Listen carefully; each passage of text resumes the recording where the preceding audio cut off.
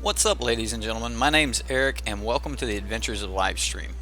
We're currently in the middle of our beginner's guide to weapons. Today we're going to be doing Frost Staves.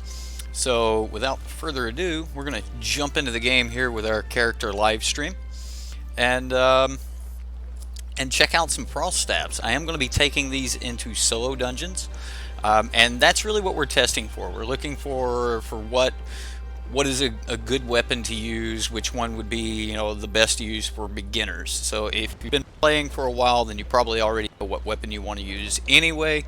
You've probably had the chance to go through a bunch of them, but when people are first starting out, you normally don't have access to all of the weapons. So I wanted to do some streams and just kind of check out all the weapons and let everyone see them in action and things like that. So because we're going to be in using tier 4 weapons, and we're going to be in tier 4 dungeons, and as most of you know, tier 4 dungeons are so, like, everyone's in them, right? Like it's so hard to find one that's not already run or something like that. So we're going to be using our dungeon maps. The dungeon map will automatically spawn a dungeon, and then when we get close to it, it will appear, so that we're pretty much guaranteed to be the first person inside. So we are going to be using some dungeon maps. I've only got flat 4s here, but that will increase our loot gains a small amount. We're going to be starting off with the one-handed Frost Staff. Now, before I go into the abilities, I want to let everyone know what gear I'm going to be using. So you got a couple options. When you're tier 4, you may not want to jump into artifact weapons and robes and things like that. I'm going to be using some generic gear, right? The Druid Robe is one of the most used. It's a classic DPS cloth jacket or robes. So if you need a good chest piece and you want to have some extra offensive capability, the Druid Robe's the way to go.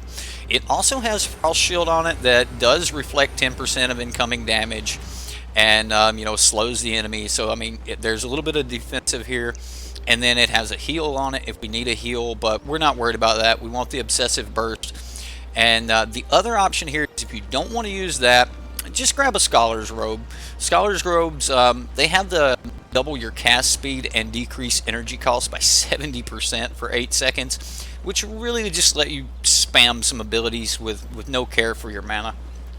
So if you want to rock Scholar's Robes, you can, and it's probably actually even advised with some of these frost abilities. So you might even be able to get more damage out of your Q button, which we'll talk about in a moment, if you rock the Scholar's Robes. I'm not going to be taking those with me, but Scholar's Robes, the baseline increase here on Scholar's Robes is 45, so you do get 40, so you do get the extra 8% if you take aggression. And then as far as Druid Robes go, it's the exact same. We still get 40, and you can get the extra 8% from the passive. So as far as just pure damage output, they're both going to do about the same, except for their special ability. So enough about the robes. We'll talk about the helm really quick. If you're in a group and you want to use a cloth helm, and you're just wanting it for the extra 3.5% damage that you get from the passive, there's really 3 ways you can look at what you want out of your helmet. Do you want some type of offensive or defensive capability? Do you want mana regen, or do you want the special that comes with each helmet? Now, if you're in a group, the Druid Cowl is really good because you can restore your mana with Circle of Inspiration along with everyone else's mana. We're going to be in a solo dungeon, so the other options are Force Field and then mana regain for ourselves. So that kind of throws the Druid Helm out for what we're currently doing. Now, another one is, if you're really worried about mana and you want to keep up your clear time, I highly suggest rocking the energy shield that comes on the Scholar's Cowl. The Scholar's Cowl, it gives you that purple shield, and every time that you take damage, you're going to gain a large amount of your energy back each time that you get hit, and that's pretty good as well. But again, that's going to be with a build that is highly like mana hungry, I guess, right? Like really hungry for mana and is constantly using up your mana. I don't think the Frost Stabs are going to be that way. So I'm not going to be taking the Scholar Cow, and I'm also not going to be taking the Limhurst Cape, which is another option that you could rock if you need more mana. Once every 2.5 minutes, you can store up to 80% of your mana. So the Limhurst Cape's another good option. I am a little bit worried about getting knocked down, so we're just going to be rocking the Undead Cape. If you wanted even more damage out of these, you could just rock something like the Demon Cape, or even the Keeper's Cape. You know, once you take a little bit of damage, you'll drop down a little bit. So, but we're just going to be rocking the Demon or the Undead Cape so that we have that extra natural oh shit button to get us out of things. As far as that helm goes, though, I'm going to be rocking the Mage Cow because I want the extra damage that can come from the poison. Now, if we do need, force field, that's here as well. And if we happen to need energy, we have energy regain, so that we can get energy. So the Mage Cowl is kind of like that all-around cloth helmet that'll give you a little bit of everything. So if we do want damage, we have damage. If we want, a defensive ability, knocking people back, it also deals damage. Keeping the enemies off of us in case we need to kite, we can rock force field. And then, like I said, if we need energy, we do have energy regain that we can swap over to. Again, on the passive, I'm going for all damage here. We could go for increased cast speed, and I haven't actually tried a cast speed build with these, so that might be something that we want to toy around with a little bit. And then for the boots, I'm actually, we're going to be taking Balanced Mind, but I'm just going to be rocking the Refreshing Sprint. I find that with Refreshing Sprint, which is available on all leather boots, so pick whichever leather boots you like the best, Refreshing Sprint helps me get through dungeons quicker. So yeah, that's why I pick leather boots. Now I am rocking Spectre shoes. Spectre shoes are an artifact weapon, or an artifact pair of boots, so you're going to get a naturally higher item power out of them than you will out of, say, do I have, here we go, some just regular non-artifact shoes. Here we go. Regular non-artifact is going to be a lot less as far as the item power goes. Now we could rock those if we wanted, but I'm going for the extra artifact, or the extra item power here, for a little bit of extra stats and stuff. As far as offhand goes, there's quite a few different offhands. I'm just going to be rocking the cooldown modifier offhand, which is the Mist Collar. You see it on a lot of things, and I find that cooldowns is very important to be able to quickly move through a dungeon. I want cooldowns back up fairly quick, but I don't want to sacrifice a whole lot for that. Now there's only one of the weapons you can actually rock the offhand with, and that is the regular Frost Staff. So other things that I have in my bags is I have some Goose Omelets, which we may or may not use. Goose Omelets are just, you could rock the tier 7 omelets if you want. I stayed low on everything because, again, this is a beginner's guide, which is also why we're not going to be using the Black Bog Clam soup. This soup's like 40k a piece. Some cities is probably closer to 50k. So I don't expect a lot of beginners to be rocking this soup, but it does improve your health regeneration by 189% and your energy regeneration by 14.2%. Now that one's very expensive. You can get away with the tier 3 soup, which will increase your health regeneration by 133 and your mana regen by 10%, which that should help us out quite a bit. So again, we're not going to be rocking the the 50k soups and stuff like that. Another one that I do want to mention before I head out is the Adepts Permafrost Prism. Now this particular Frost Staff is not cheap, okay? This particular Frost Staff will cost you anywhere around 350 to 400k for this staff. So you may not want this. I will show you guys what it's all about, what that E does, and how much damage you can put out with this particular staff. But it's probably not going to be feasible for a beginning character. And the same rule always applies. If you can't take 10 of something out, then don't take any of it. As you guys can see from my silver, I'll be able to buy 10 of these if I wanted to. But we're gonna be taking it out anyway, because again, we're in tier 4 and that's really just not going to matter.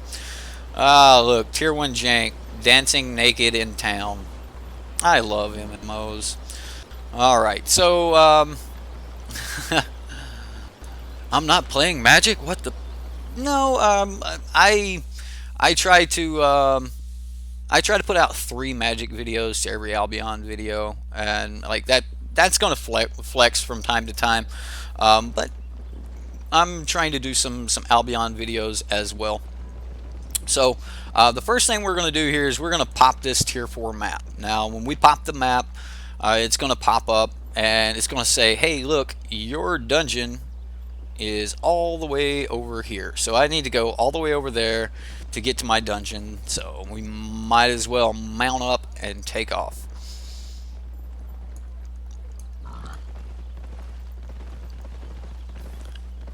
We will be playing some Magic the Gathering later tonight though, so like if you want to see Magic the Gathering, come back a little bit later tonight and we will be playing some of that. Yeah, well, I pretty much only have time for 2 games in my life, with kids and wife and household things and everything else, so I pretty much only have the time for 2 games. And Albion's my MMO, and Magic's kind of my passion. So,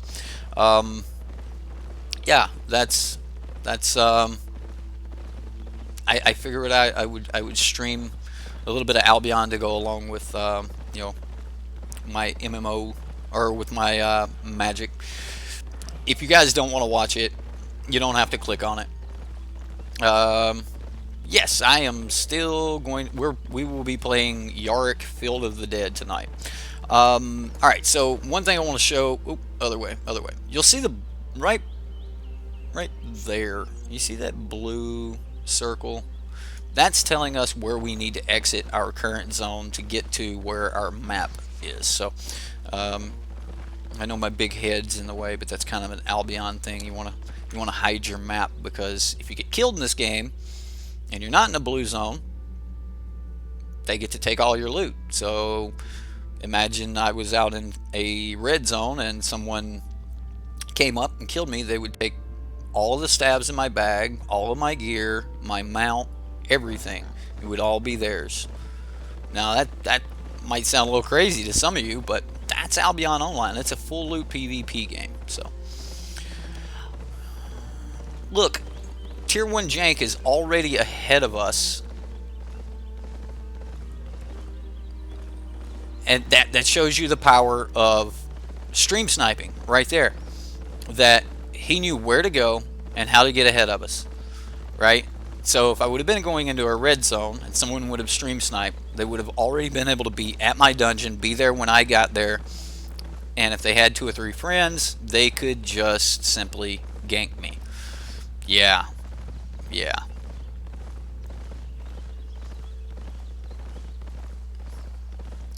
I don't know why you're coming with me to a solo dungeon, tier 1 jank. Oh, I got noob trapped by a tree. Hello all.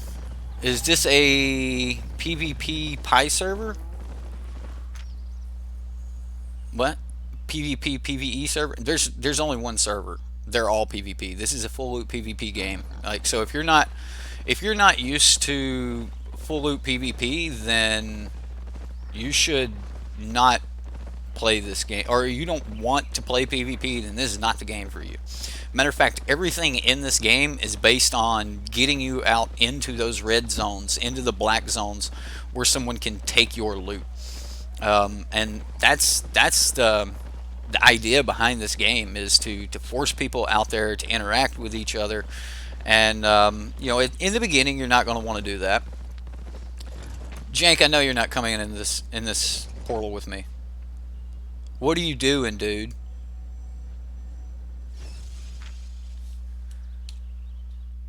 I'm gonna have to tell this dude to get out of my dungeon.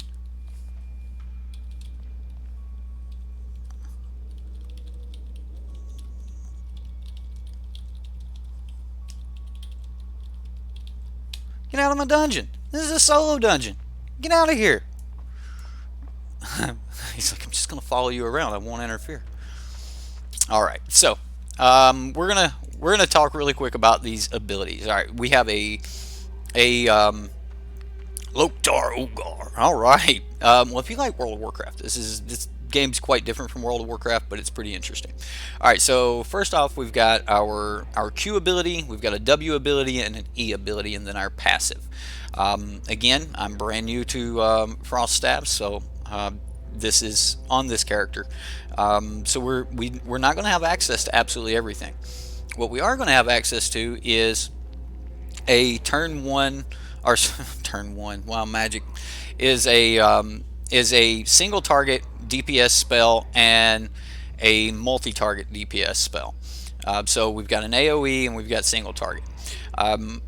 For our W, we have Frost Bomb and we have Frost Nova in the beginning. Later, you end up with Frost Beam. We're just going to be using Frost Bomb, and then each of the stabs has a different E ability, and pretty much every weapon in this game has a different E ability. So the one that we're going to be using right here attacks enemies in a cone in front of you, dealing an amount of damage and rooting enemies. So let's go ahead and test this one out. Whoa! I've got a kid banging at my door. We don't actually have to kill these things. We can just run through them. Oh, he blew us up. All right, so let's do a little DPS here against this archer. He's working us over pretty good. All right, so we took a little bit of damage. We've used a little bit of mana here. I'm going to go ahead and eat my food, and then we'll continue attacking, and we'll give this one-handed Frost Staff a little bit of a try here. We'll burst out of that. We don't want to get trapped in that. Alright, so we've got multiple targets. Ooh, he's got frost of his own. Mages. There, Jank, there's some silver for you. Alright, so big pull.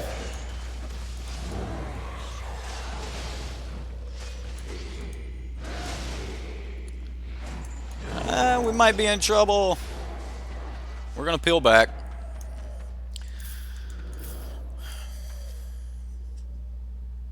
Now my mobs won't reset because someone is in my dungeon fighting my mobs.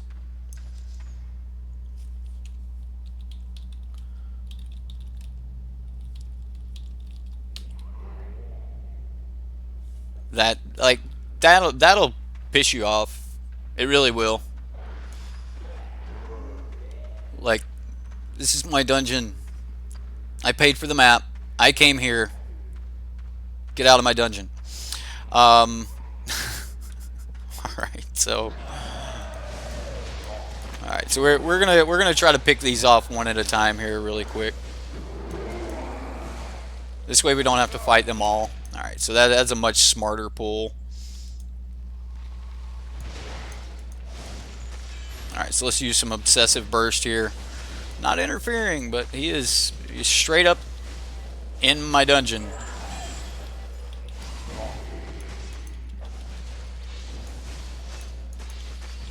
See, last time we tried this, I tried to do 4-man or 5-man dungeons, so that you know, we could try that, but it takes so long to get everyone together. Oh, we get our damage buff here. All right, so I mainly want to just get to a boss and be able to try this with a boss. I want to try this weapon on a boss.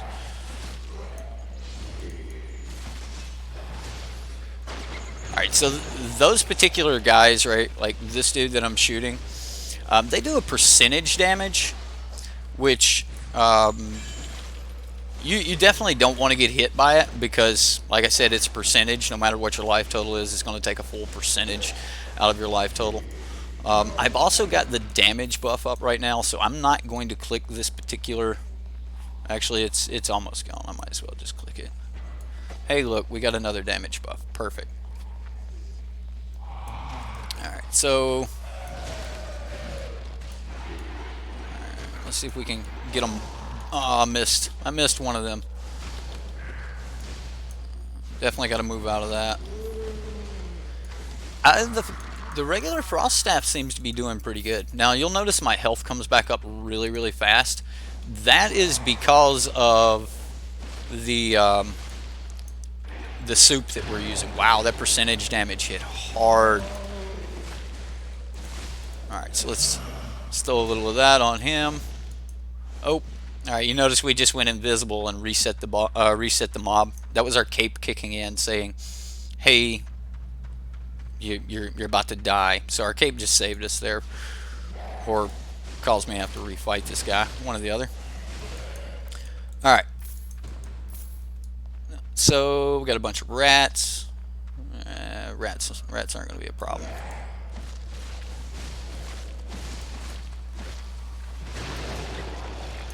Just got to dodge that.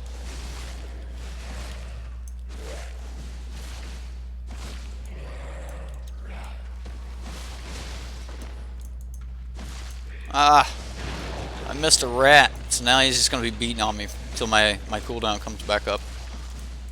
There we go. That'll kill the rat. Alright, our first boss. And it's one of the percent damage bosses. So, the undead... Lacerdun? Lacedon? Whatever. Alright, so here we go. We're going to start with a poison, use our Helm for an additional poison. Go ahead. I'm going to start rocking Obsessive Burst here. We're just going to spam on him. You'll see up here under our... Ooh, I got to move out of that. Alright, so now we can do our bigger abilities now that we have our damage buff up. I did get it up to 8. That's actually really impressive that we were able to just spam our way up to 8. Stood in a little bit of stuff. Probably could have managed that a little bit better, but did stand in a little bit. So health did go down a little. But the boss was not a real big problem. Alright, so let's go ahead and swap out.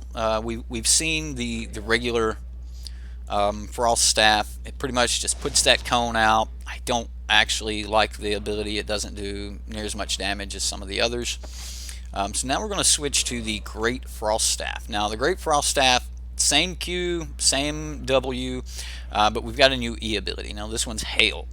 A hail of ice comes crashing down in 2 waves, dealing 291 damage to anyone in the area each time. So like just automatically we're getting a lot more damage. Like, so we were only doing a little under 400 damage here with the dual frost, or with getting to hit twice with hail. We're also going to be in a much broader area, so we'll be able to target more enemies at once. We're going to be doing closer to 600, so it's almost 200 damage more. Now it is on a 15-second cooldown, whereas you know, this is also a 15-second cooldown. So I'm going to say the Great Frost Staff is just better, but we'll give it a try here and find out. All right, so we'll throw out our little ice thing. Bring down the pain with hail, and seems to take things down fairly easy. All right, so we'll poison this thing. Get out of that. Probably didn't even need to cast that, but no, we could just shot that down.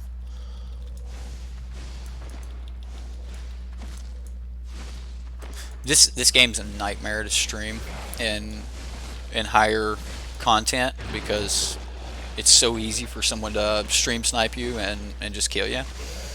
And the hail ability seems pretty good. I like the Glacial Staff a lot, personally, or the Prism, but the Prism is just so expensive. Yeah, we gotta move out of some of these abilities.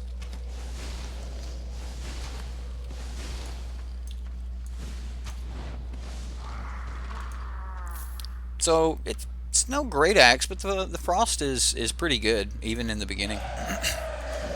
Once you get up to Shatter, though, you get a much better W ability, and I think that I think that that would be a lot more beneficial than the W ability I'm currently using.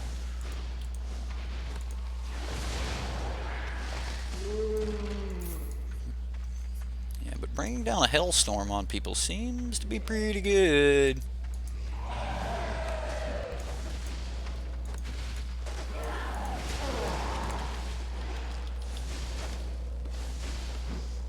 We're just gonna single target this guy down, though.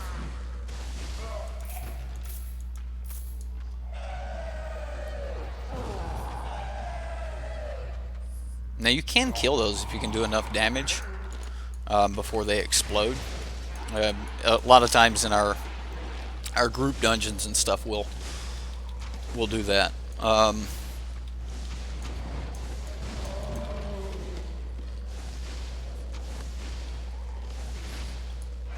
I need to move. Go ahead and throw that on him. That'll finish him. I see some skeletons up here. Let's go ahead and take care of those. Guess we got to pick up the silver, right?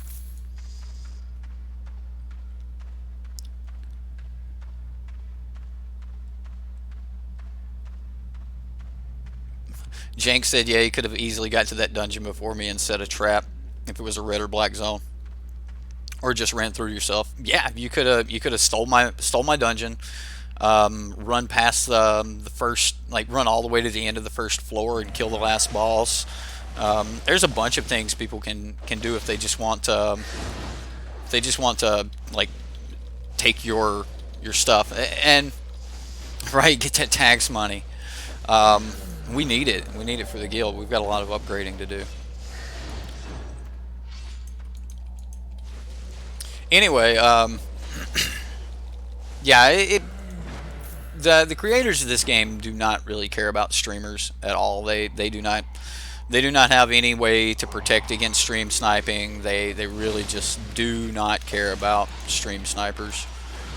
It's a part of it. Like if you're going to broadcast where you're at, like you don't say in chat or anything else, hey, I'm going to this zone, unless you want people to come out there and try to kill you. Matter of fact, when you're doing guild activities and things, a lot of times you will not mention where you're going.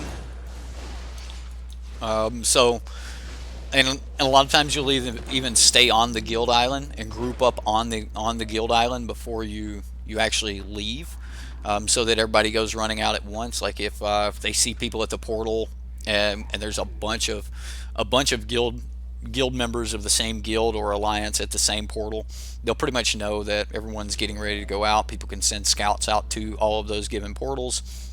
It happens, guys. Like spies, scouts, people will get into other guilds and spy, because if you can get information and kill the other people, you get their gear, and that's huge. Looks like we got a relic boss up here, ladies and gentlemen. You see the little spikes? Maybe you can see that around the circle. That means it's a relic boss, so we have a high chance at getting a relic out of this particular monster. You'll also see that I'm standing on a glyph or sigil, whatever you want to call it. That means that we're at the last boss in this dungeon. So let's go ahead and kill some of his minions here.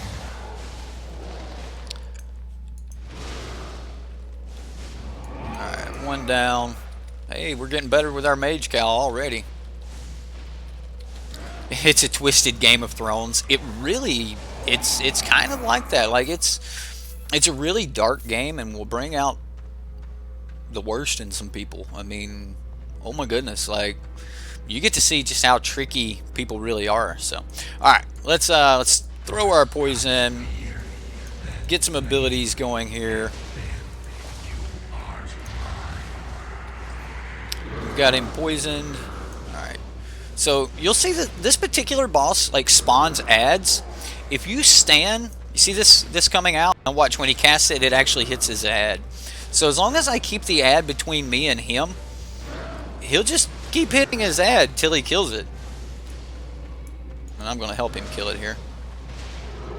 Now I killed the ad, so alright, there we go. So now he's got a new ad up.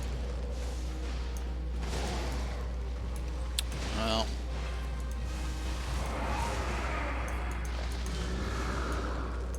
definitely don't want to get hit by that. I haven't even used Obsessive Burst here. Let's get some DPS stacks up. 5, 6. Are we going to be able to get there? We did get to 8. So this build can use the Druid Robes really well. Like being able to, with no extra buffs or anything, we can get straight to all 8 stacks, which is the max. That's pretty good. Well, we got some Knight's armor and a cape, and then some other runes. So there's that dungeon. And we've done our first 2 staves. So I will exit. We will pop our next dungeon map and see if we can beat Tier 1 Jank to the next dungeon. Alright. So that was the Great Frost Staff. Next we're going to be using the Glacial Staff. Then we'll use the Hoarfrost Staff for the next dungeon. And then we'll move on to the Permafrost Prism and the Icicle Staff. So here we've got Ice Storm. So Ice Storm's kind of like Hail, only not exactly. It creates a 5-minute radius. Ice Storm. You'll see some of the mobs in the dungeon use it. If we ride back through town, I might pick up some more journals. I'm actually not worried about journals. We won't worry about that. Let's go ahead and do this. Piece of advice: I highly recommend taking repair kits out with you. Not all items can be repaired. Huh. Alright, so we'll pick that up. Alright, so I highly recommend taking repair kits out with you. Alright, so let's pop this map and see where it takes us. Ooh, I love it. Same zone. We don't even have to go far. It can appear up to 3 zones away from you, so we're just gonna ride through all of this stuff. Try to get hit by as much as possible. That's a good habit to get into. So your mounts have a gallop speed and a normal movement speed. Have I run into a noob trap? Noob traps are when you go up somewhere like this, but you can't get out. Right? There's only one way in, one way out. You definitely want to avoid those in the red zones, black zones. Like if you're getting chased by people, you definitely want to avoid those. Did I ride into another? I probably did. Most of the time there's a way off the other side of these. But there are a lot of them on the map, right? Oh yeah, I've got a T6 bag, you're right. That's what couldn't be repaired. I had to get a bigger bag to hold all these stabs and also be able to pick some loot up. Missed me. You missed me, ghoul.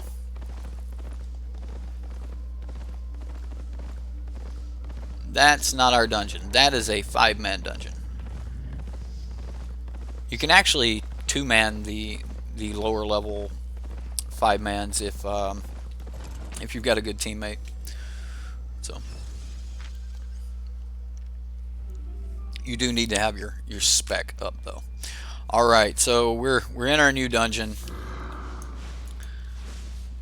Got to wait on our cooldowns here.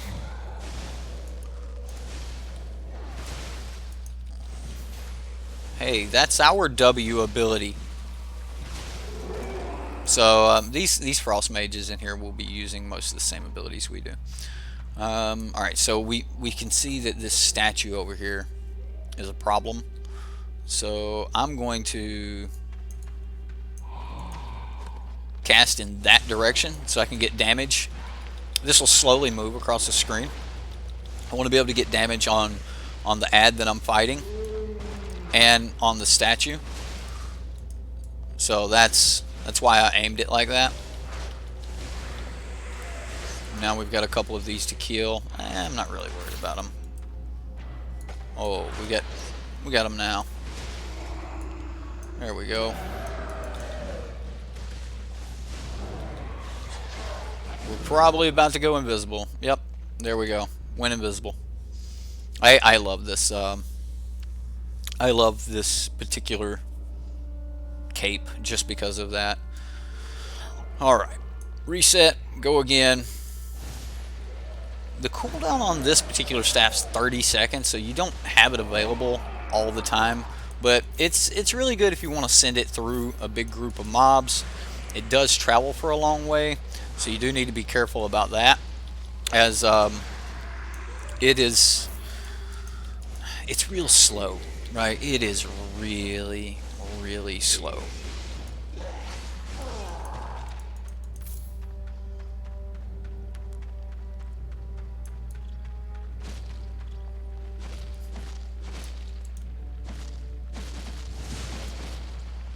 And we can also run with it. See if we can drag this guy into it. Oh, we need to get out of there. Alright.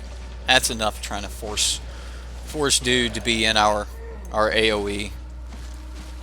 Yeah, I'm gonna say the Glacial Staff's probably not where we really want to be with this in solos. Like, if you've got some big groups together, then sure, but I don't think the Glacial Staff's exactly where you want to be in solos. We will fight a boss with it before we change over, though. For those of you wondering, the next one of these weapon tests or whatever we're going to be doing is going to be bows. I got a lot of requests for bows on the community post that I made, so we're gonna be trying some bows. Also, like, you don't want to use your E very often with that 30-second cooldown, which kind of hurts.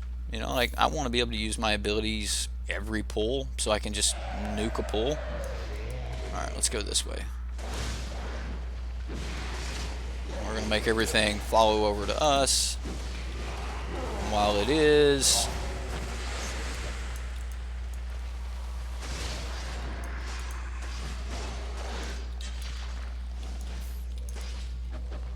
it is hard to kite when you're having to cast. I'm not a big fan of casters in this game. Dumby's all into bows now. Well, that's cool. I mean, bows are pretty good. The warbow itself is beast. Oh, I don't know which direction that's going to move. There we go. Had to cancel my cast there. Let's move up here. Let's make him chase us. All right.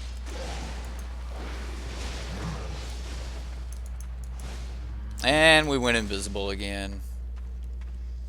That cape. It's a thing. Alright, we can take this guy.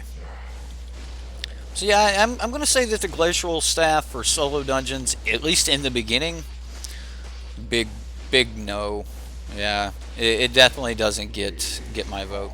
The Great Frost Staff actually seems really, really good. After we kill a boss with this, I'll show you why the Prism is a 400k staff.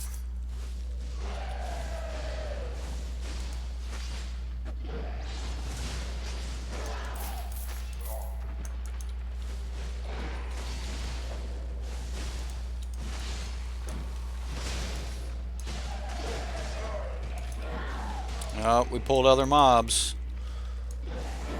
Yeah, that E goes so far.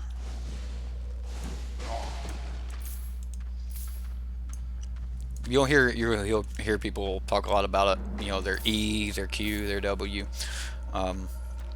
They're just mean the ability in that particular slot. So, all right. Looks like we've got another floor to go to.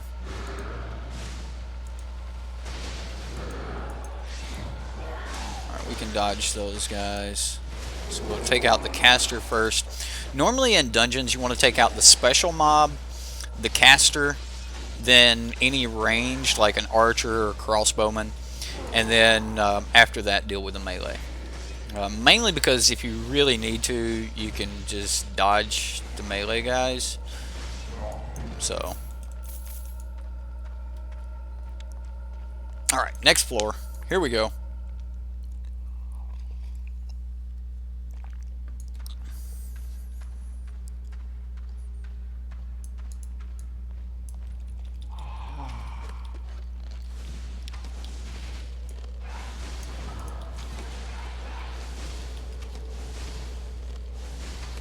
Just gonna nuke this dude down with my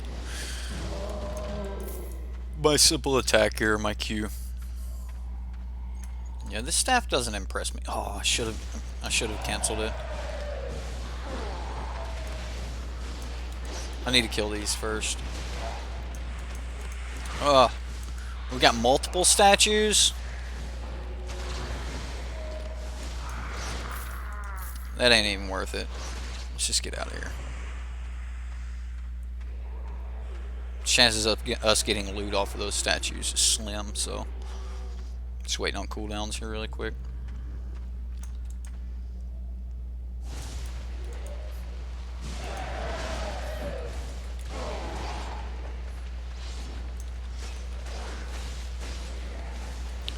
You come to me. There we go. Oh, we hit the guy on the other side of the wall. Wow. There we go. They reset.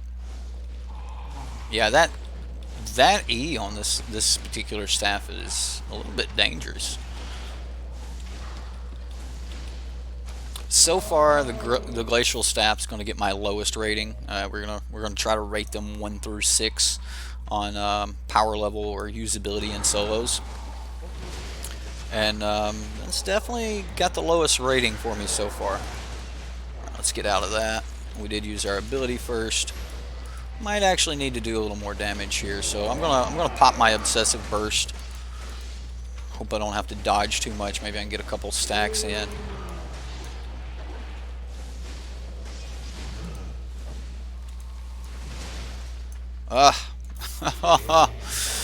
Oh, my stupid that cape makes me refight these fights.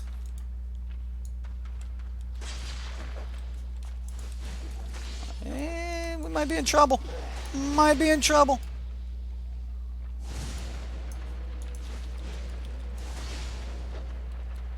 Ah, quit chasing me.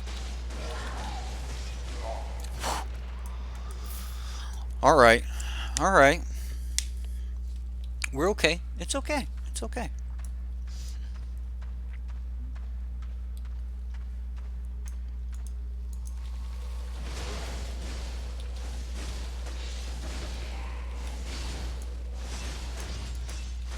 Remember, we do not want to get on our knees. You get knocked out, or you basically get put on your knees, which is a little degrading. I mean, unless you like that sort of thing. In Albion, you will not, though. Every time you get knocked down, you have you lose 10% of the stacks in your bag. So if I get put down on my knees, there's a good chance that I lose one of my maps, which are a little bit expensive. I don't want to do that. Alright, this is a special, so we're gonna...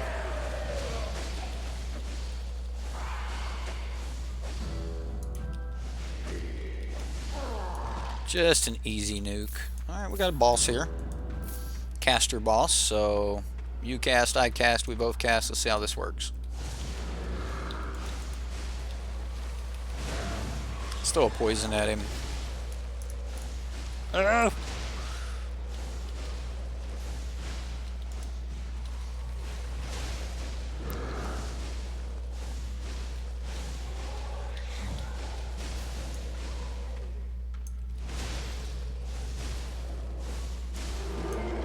Alright, not bad.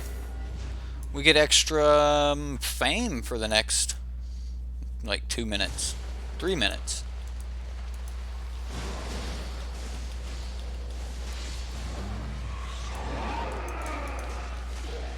I'm gonna try to make him chase me into this.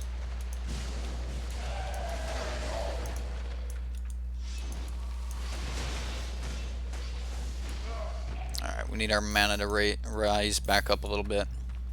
So it's actually the first time I've hit mana depletion. Really?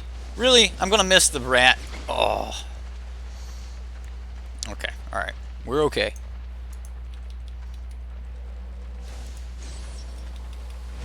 Nope, that will... Something about that ability hits you no matter what. I don't... ouch. Like, I'm gonna make sure that I'm out of it this time. Alright, we were way out of it. It didn't hit us. Alright, whatever. Make me a liar. Poisoned.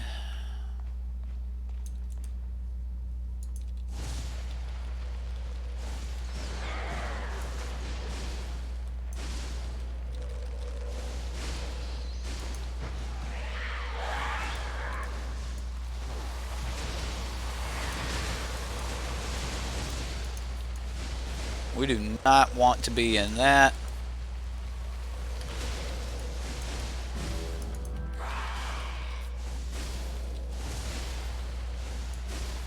There we go. Nice and easy. Had to use our speed boost a little bit to move out of that. Alright, so we did a boss with the other... with the Glacial Staff. It's okay. Let's look at the Big Daddy, the most expensive of the Frost Staves, and let's take a look at what it can do. I'll show you guys. All right, here's start with a normal attack, and then we're going to throw out the pineapple. Wow, that's big damage right there.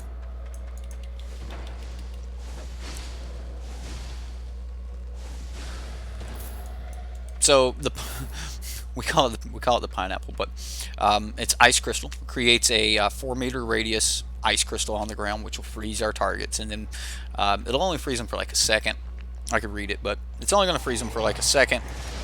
Anything frozen will then take damage once the ice shatters, and it hits for a considerable amount. Like so far, at tier 4.1, all of the weapons have done. We had 400 damage on the E, roughly 400 damage on the E on the Frost Staff. We had about 600 damage on the Great Frost Staff. The Glacial Staff's a little bit hard to calculate, but mobs suffer 50 damage every 5 seconds. So if you could keep them in it for the entire 15 seconds, that's a considerable amount of damage. What, 750? Yeah, that'd be 750 if you could keep them in the zone for the entire 15 seconds. Somebody check my math. 15 times 5, I don't know, 75, something like that. I don't know. Anyway, Ice Crystal does 750 damage, 754 damage to mobs instantly, like so, or not instantly, but right after it goes off. So we'll freeze this dude, shatter him, like when it pop our run speed to move out of that, and we get to reduce the cooldowns on the abilities we've already used. And we're coming up on the last boss here, so another relic boss. That's cool. Let's go ahead, same boss again. No complaints here.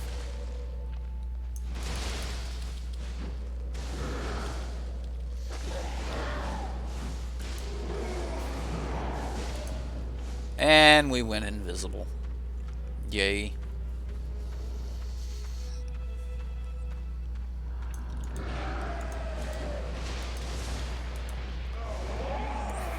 Just nuked him. Oh, look. Tier 3 mace. Might be worth 50 silver. Alright. Here we go. Poison. Do a little bit of damage. Start spamming that Q. We want to get that 8 stacks up as quickly as possible. He's going to summon a mob right on top of me. Did not hit the 8 stacks, but we got 7. Oh, that is not going to do it. I'm going to be in trouble here.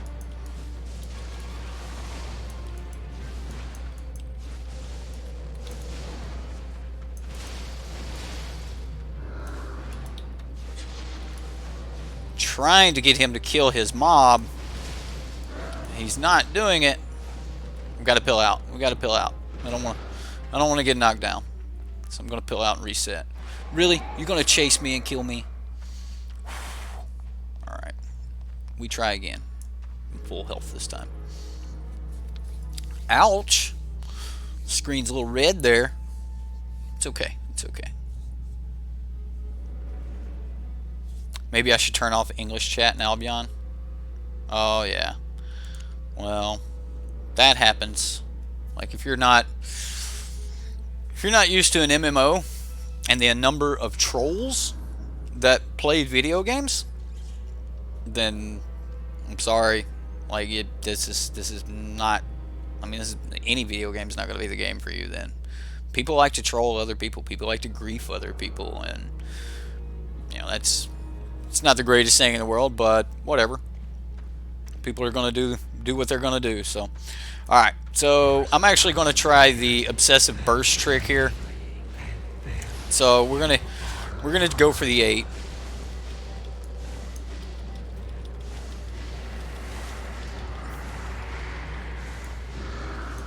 All right. Now we're also going to throw our poison.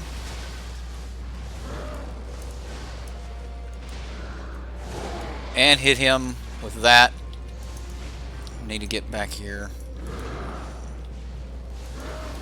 Maybe I can just make that guy move closer.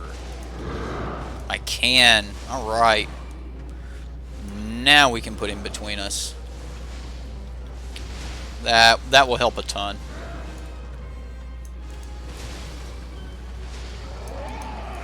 Whoa.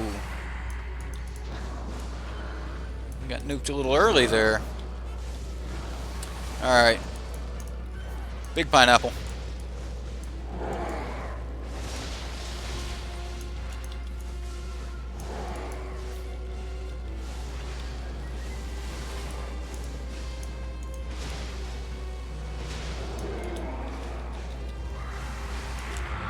Alright. So some of you may be wondering what I'm talking about, the obsessive burst poison trick. So with obsessive burst, this is I use this for a nature staff build that I solo aspects with. A lot of people use the build. It's just really good at killing aspects. But obsessive burst, if you get all 8 stacks and you get that that extra 7%, so what 56% extra damage for 10 seconds. Once you get all 8 stacks, you can then throw your poison and it'll receive that additional bonus as well. Hey, we got tier 5 assassin's jacket. We got some more runes. So we're getting a little loot out of here. That's not bad at all. But yeah, the Permafrost staff is just a ton of damage. It is a little bit slower, but a ton of damage.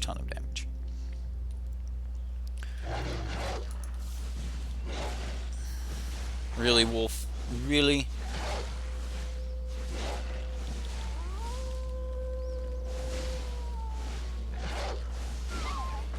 Alright. So, let's pop our next scroll. And it's taking us up to Cedar Corpse, so away we go.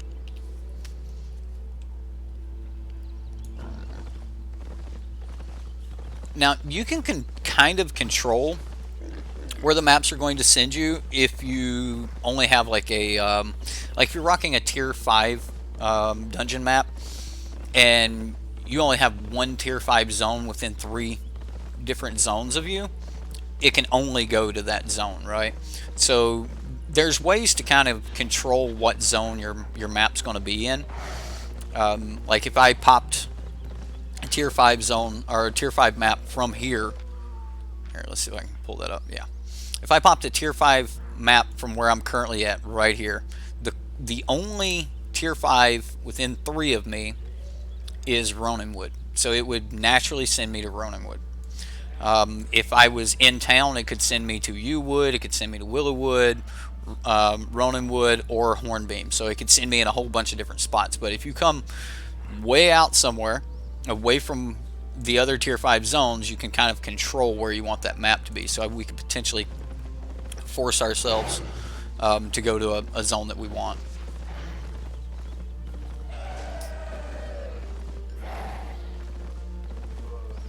Everybody's riding pigs. Pigs are good.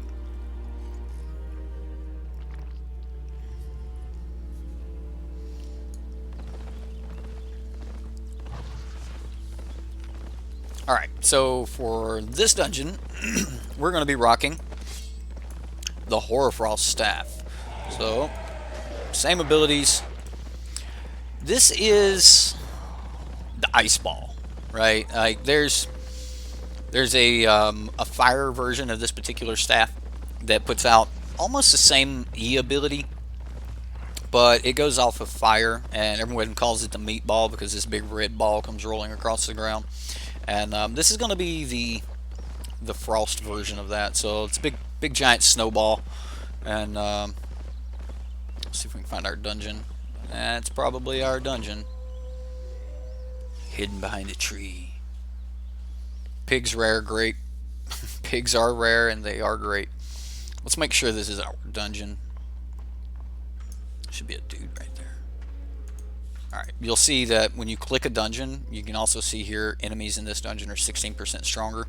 That's because it's a map dungeon. Alright, so let's roll that direction. Decent damage, decent damage. Alright, so launch a big icy rock which grows bigger over time. Enemies hit will receive 370 damage and be frozen for 3 seconds. Frozen enemies cannot move or attack, and this damage cannot be reflected, mainly because the damage comes from a created object. Damage from created objects cannot be reflected. So, alright, so let's roll that, move that. I can already tell this is going to be low on the list for usability, but it is a huge AoE and would be able to push straight through, you know, people's lines in like ZVZs and things. But unfortunately, the damage output on it's just a little bit low. So we'll see here. Let's get that guild money. I get 15, the guild gets 2.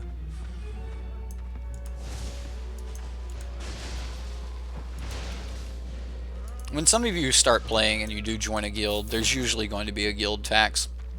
Don't sweat it. It's only on your silver pickup, and your picked up silver is going to be such a small portion of your actual silver. Like it's not going to tax anything you sell or anything like that, which is, let's see what we get here. Mana regen. Yikes. It's about to reset. I knew it was going to reset. I could have killed them. Yeah, so this staff is going to be rated very low. I'm sure there are ways that you could buff it, but again, we're rocking generic ability or generic chest and stuff like that.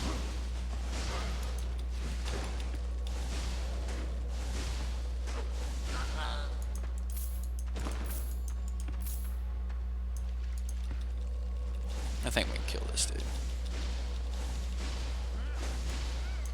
There we go.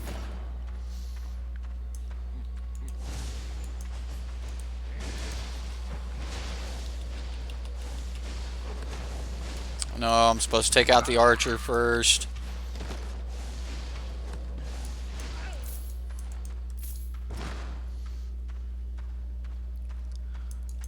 We'll call that a punt.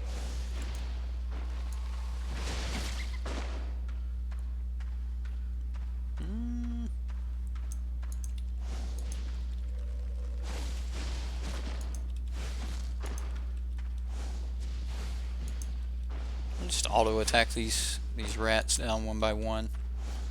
I guess not. There we go. Solo mage. I think we're the stronger mage, so we can nuke this dude.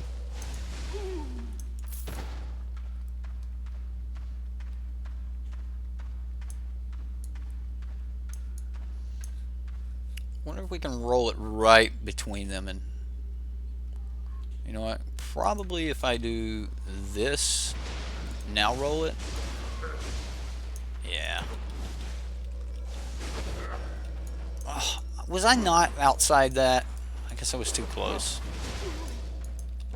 This guy will put up a shield as soon as he gets low, so we just need to proc his shield. There we go. So now we can just kind of wait. Oh. What? Come on, map. Mouse button.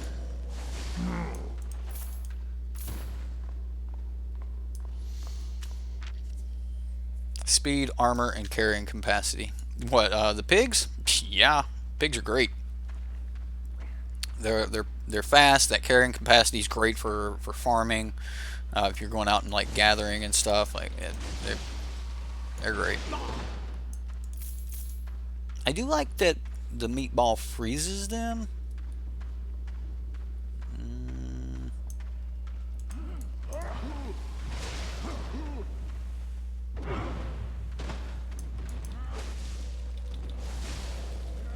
Oh, we've set off a chain reaction.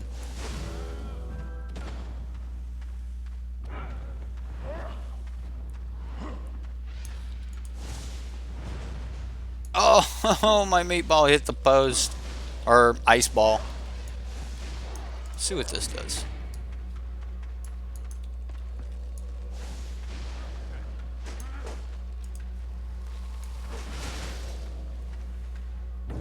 Cheating. I mean, I guess they wouldn't put them there if they didn't want us to use them, right? I don't think that this build's very, like, mana hungry. I don't think any of the Frost Staves have been very mana hungry. So, like, maybe the Glacial Staff. It seemed to be the only one that we actually run low on mana. I actually don't even have my food up right now, which I need to do.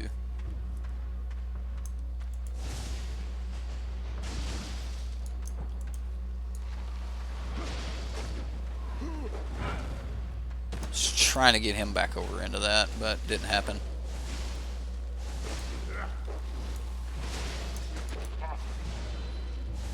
Well, might as well pick up our loot while we're waiting on him.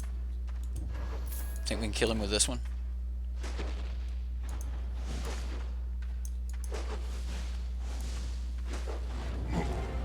Yay! Hey, are we getting better at frost damage? Alright, that's a boss. I didn't want to pull the boss.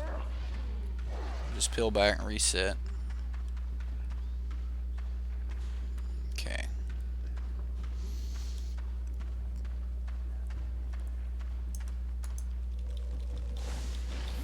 I think I can kill... Like, I need to kill most of the ads before we actually pull the boss.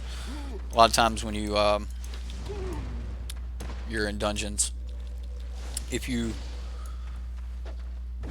pull the boss before you kill the ads, he will pull all the ads around him.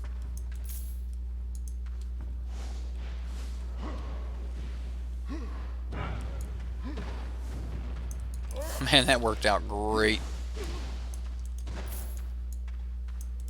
Alright, so that's another healer. The Hermit's heal. So we definitely need to nuke him down before we fight the boss. This boss looks like a fire mage. Let's see if we can do this without pulling any more ads. If he pulls more, I'll just peel back. Boom. Let's throw a poison, get that obsessive burst going. Oh, really, dude? You're gonna hit me with that right as I'm trying to get my burst. Yeah, I'll just take it.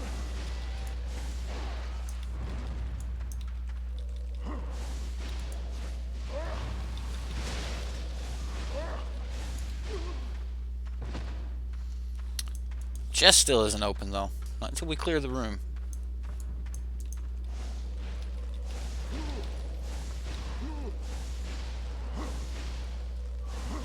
You could probably clear most of these dungeons once you got, like, the lower level dungeons, once you spec'd up your Frost Staff a little bit. You could probably clear most of them with just your Q ability with the Frost. Which, if the Q ability is one of the stronger abilities, then you may actually want the Scholar Robes over the Druid Robes.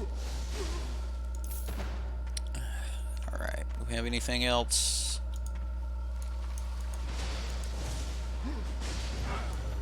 Alright, chest open.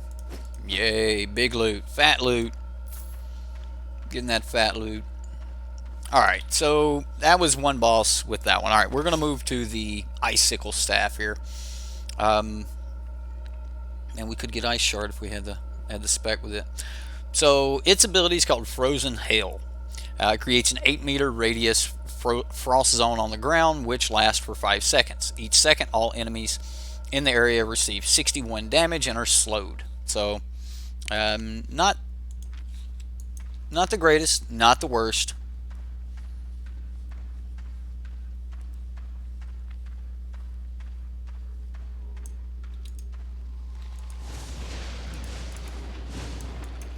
It does slow them down a lot. Alright, we got to work on that archer. I'm afraid the actual, he's probably going to go straight to shield after that ability. I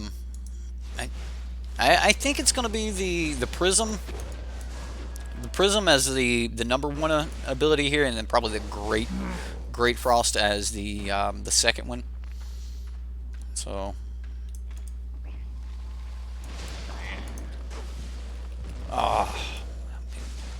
there's no way he was smart enough to run behind us. Maybe it's just what the rogues do. Little dagger rogues.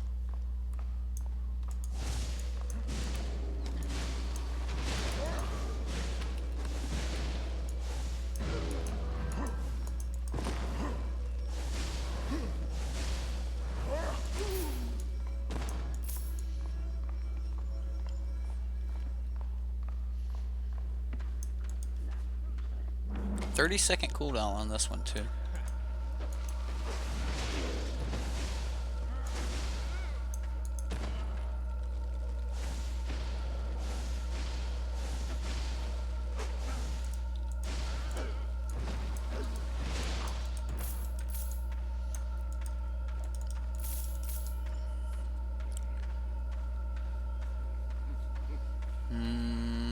Yeah, might as well.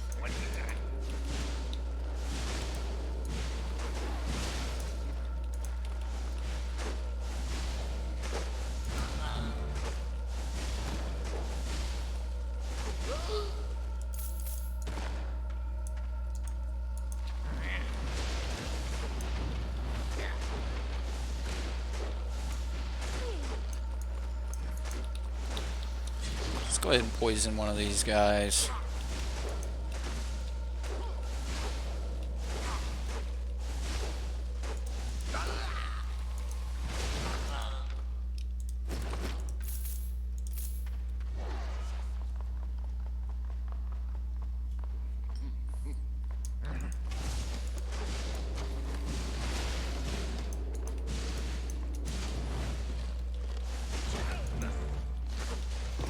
The staff does give you a lot of ability to move out of the way, though.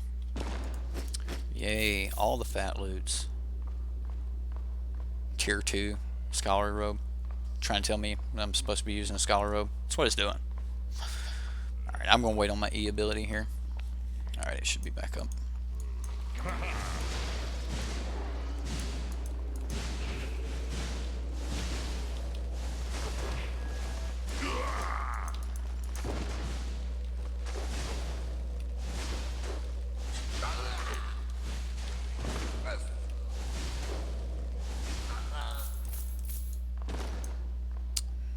Mana is definitely being taxed on this one. Energy cost 55.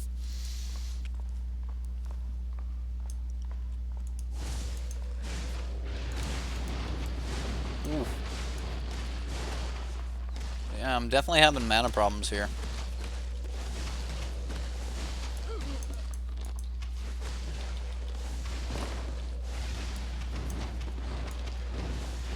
Ah, reset. Alright, well if it's going to reset, I am going to fill up my mana really quick. So we're just going to swap our Helm over to energy regain.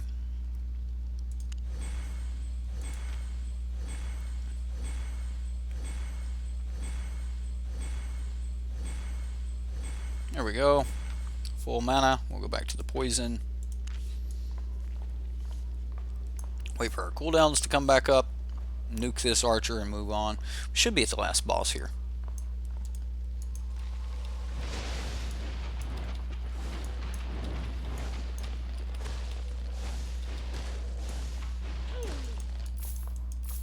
Yeah, there's the glyph.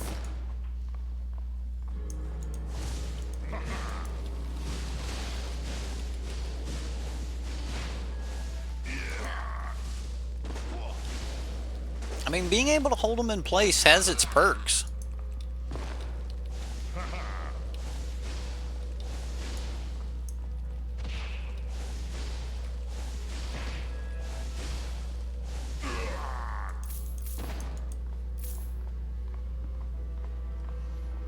Okay, easy boss, easy boss. So we'll go Obsessive Burst, start spamming.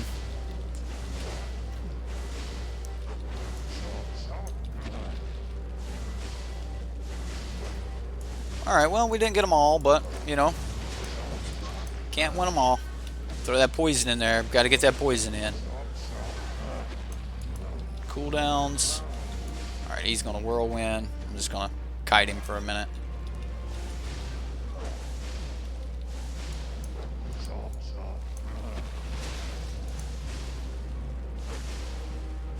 Yeah, it looks like we're just going to be on Q spam for the rest of this.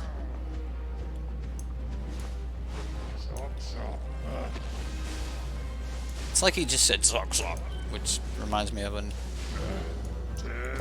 a World of Warcraft thing that the God, I can't even think of the green dudes, the orcs. Let's say. Anyway, all right. So let's rate these stabs really quick. First off, I'm going to say the big daddy of them all is definitely the Permafrost Staff. Just that massive amount of damage that you can get off the E. Absolutely awesome. Is it worth 400k for a 4.1? Probably not. As you're not getting a whole lot more damage than you're going to get off the Great Frost Staff, which is what I'm going to say is probably the best beginner Frost Staff for doing this sort of thing. Just the sheer damage that you get from the hail ability is pretty good. You get it twice, so that's great. It also is only on a 15-second cooldown. So as far as like DPS and like pure damage output, this is probably going to be your best ability, because you can get almost 1200 damage by the time you can do 750 damage with this one. So maybe the Great Frost Staff actually is number one. But as far as like pure damage, burst damage, it's definitely going to be the Permafrost. So second place, I'm going to say Great Frost Staff. Third place, I'm actually just going to say the Glacial Staff is still probably going to be third place for me. Ice Storm is a little bit easier to move around and, you know, set up a line to kill your enemies than it is to do some massive damage with like the Ice Ball Staff. So the Hoarfrost is going to come in next at the fourth spot, and then for the fifth spot is going to be the fourth spot is going to be the Glacial Staff. It's good, but it's not the greatest. The fifth spot is going to be the Hoarfrost Staff, and then the very last one for me is the One-Handed Frost. I just do not like that cone ability. There's pretty decent damage in it, but I just don't like the cone ability. Personally, I actually like the Ice Ball better from Avalanche. So, you know, that is my opinion on the Frost Staves. We do have Druid Robes, so like you could just use Scholar Robes, and that would allow you to speed cast a lot more. Just spam your Q, which could be the way you want to actually play with this build. And then depending on what you're doing, you might want to choose definitely choose a different helm. I talked about some of those at the beginning of the video, but yeah, that's going to do it for this stream. If you guys want to come back here in about an hour and 15 minutes or so, we're going to be playing some Magic the Gathering. So hope you guys do come back for that. And yeah, Skylar Robe.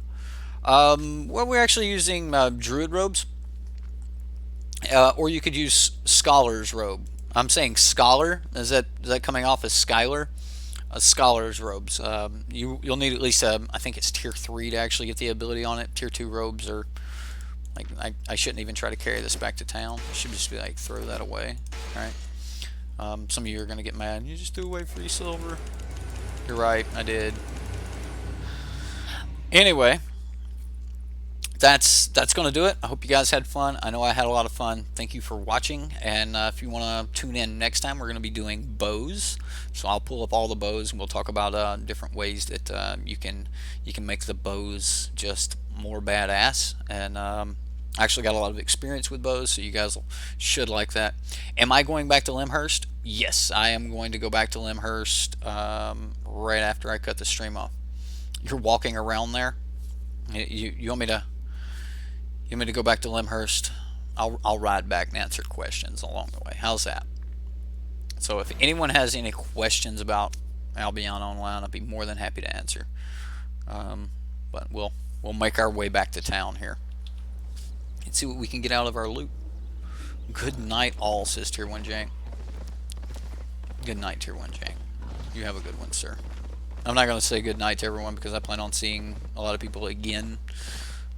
So if we're in Cedar Core, we have to ride through a red zone in order to get back, unless we want to go through the yellows. I guess I could ride through the yellows.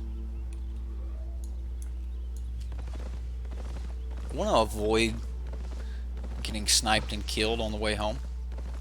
Right? Like that would be horrible. It'd be a waste of our dungeons. We'd lose our loot. We'd lose all the staves I brought. Normally you will not travel with this much loot on you. So, yeah. If you don't want to buy the maps, I highly recommend going further away from the city to start looking for your solo dungeons. You're more likely to actually get to run your dungeon that way without someone else interfering. Magic Hefe, what is your character name? Are you in the guild? Did you get a guild invite? I'm surprised Magic Hefe is not all over this game. I mean, maybe he is, maybe he does like it, but it's basically all about Merlin and things like that. I mean, come on, the last patch was named Percival. So, but Magic Hefe is pretty big on Merlin, if I'm not mistaken.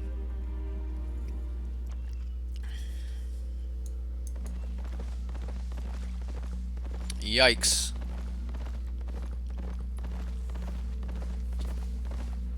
I had to figure out what was going on there for a minute.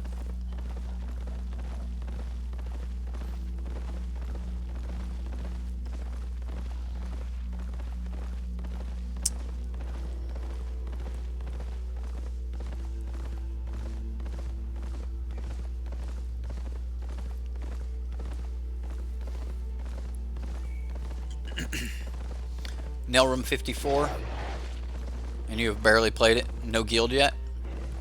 Alright, well, you can apply for guilds just by going to the guild tab and then like searching for guilds. Or if I see you in town and you want to join the Magic and Gathering Guild, you're more than welcome to join and hang out with us, play with us. Everyone's invited. Like, if you want to get in the guild, it's there for beginners. I'm doing what I can to help people get started at the game, you know, kind of get their foot in the door. and you know, get your silver income going up. This game's pretty much all about making silver. So, I mean, that's the gist of it. Like you find your way to make silver, and one of the best ways to do that is actually to run solo dungeons. The higher level solo dungeon you can run, the more likely you are to get gear.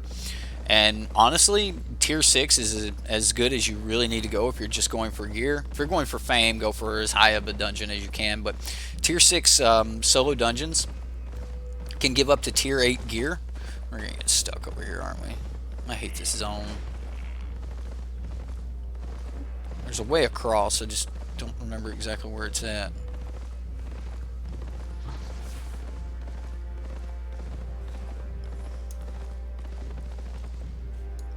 Looks like it's back up here. I missed it. Yeah. Gotta make it across the ravine.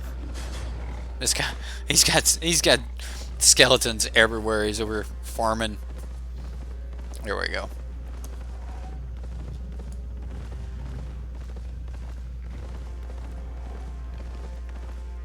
Of course you want in the guild. Of course you do. Well, I'll get you in, sir.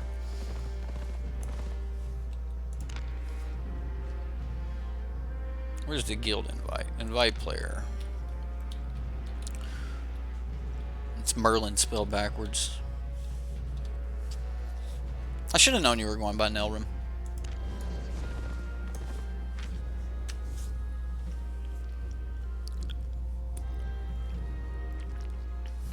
The main reason you want to get like your silver income up is because you can buy the premium version of this, the premium ability to buy an island. Once you buy the island, you don't have to keep premium. You get 50% extra silver and loot from mobs. You gain an extra 50% gathering yield, 100% extra crop yield, 100% farm animal growth rate, and 50% reduced market tax if you have premium. The important parts though is you get 50% increased fame, 10,000 focus per day, and 20 learning points per day for being premium. So like you can buy that with buy premium with cash if you want to, but you can also just buy it with gold or silver, and you can earn gold and you can earn silver in game, and you can buy gold with silver. So my suggestion is maybe buy the very first month of premium, which a lot of us have paid $9.99 for a game.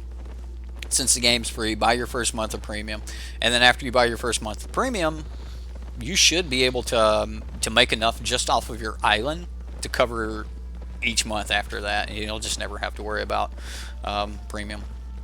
Which is, it's pretty easy. There's 1,000 videos out there showing people how to make more silver, make X amount of silver per hour. I'm going to tell you the best way to make silver is to level up your skills. Don't try to make 6 million silver selling tier 4 gear, right? If you're going to be a crafter, you're going to be a gatherer, any of that stuff. Even if you're going to be a crafter, focus crafting will make you a ton because you get back so many of your resources. And in order to even have focus, you actually have to have premium. So once you get premium, it's even easier to keep premium. So yeah, I'm definitely going to recommend that that you all get premium. Like it's the real way to play the game. All right, so Nelrum got his invite. If you are in Limhurst, you can go over to the Guild Island. For those of you that don't want to pay the taxes here in town, I'll show you guys this really quick. All right, so like if I wanted to use the T8 Elders Hunting Lodge to make some bows, it would cost me 60% tax to use it, right? We've got up to tier 4 buildings. We've got a couple tier 5 on the Guild Island right now. We're working on leveling everything up, but eventually we'll have everything tier 8 and we can go from there. But for now, actually you probably don't really want tier 8, but eventually they'll probably all be tier 8 anyway. But our taxes are only 15%, and that is used to feed the buildings. Also, if any of you feed the buildings, you'll get silver back for them. So silver for food. That's not what those mean, but silver for food. Like, you feed the building, you get silver.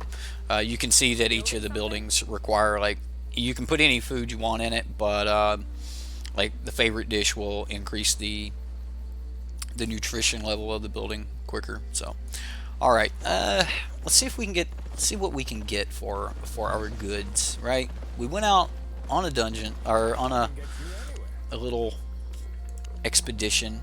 We don't need to go to our island. Our island's junk. I haven't built that yet. You will go premium once you have high-speed internet. Understood. In town is, like, you can seriously lag in town. Lag is actually the name of our alliance. Blame it on the lag. It's the name of the alliance. Alright, so we repaired everything, so we can take everything over here to sell.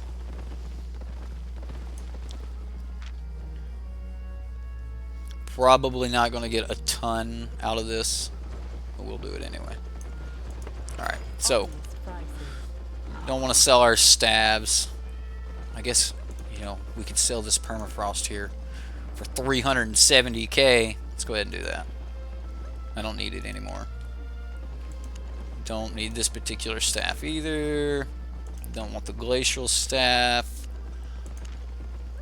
Don't want the one-handed staff. I think I'll keep the great frost staff. The great staff seems like it's going to be pretty sweet. All right, so let's actually get into our loot. We can get about 4k for our tier 3 maces. We filled up some generalist journals that we could get about 10k for. I'm not going to sell the journals though. I need those for the island. Our assassin's jackets worth 24,000, almost 25,000, so that's not bad. We got a bunch of souls, so we can hit the sell order on those. Relics, tier 6 relic. It's not bad. Almost 5k for a tier 6 relic. Not a bad little haul. I'd say we made probably about 100k out of the trip. Now, one of the things you should actually do, especially in the beginning, is you should keep all of your adept runes. I'm going to get rid of mine because I'm not really worried about it, but you should keep all of your runes, because the runes actually, you can use them to upgrade items, right? Like, say if I wanted to upgrade this knight's armor, which is just, you know, tier 4 flat, there's no dots down here, I could actually take this over to the artifact foundry and put tier 4 runes with it. I forget how many it cost for chest armor, but like a bow's 96, but yet a helmet's only like 24. I forget exactly what the knights, like the chest pieces are, but you can actually just upgrade this. You can enchant it and upgrade it to tier 1, 4.1. And then after runes, it goes souls, and then after souls it goes to little necklaces. I think I just sold all of mine, but you have runes, souls, and relics, and you can use those to either gamble to get relic pieces that you can use to make gear with, like if you want to make some relic armor and stuff. So you can, yeah, it's gambling. You're taking something and then getting something by chance. So, like, it's fun. Sometimes people want to do it and see if they can get lucky and get that, you know, 300 or 400k Prism artifact that they could use to make, you know, that Prism staff we were using just a moment ago. So, we'll sell our knight's armor here. Not worth a lot. Seriously though, you just want to find a good build and start getting into tier 5, tier 6 dungeons and kind of go from there. So I think we come out with probably about 100k out of that pool.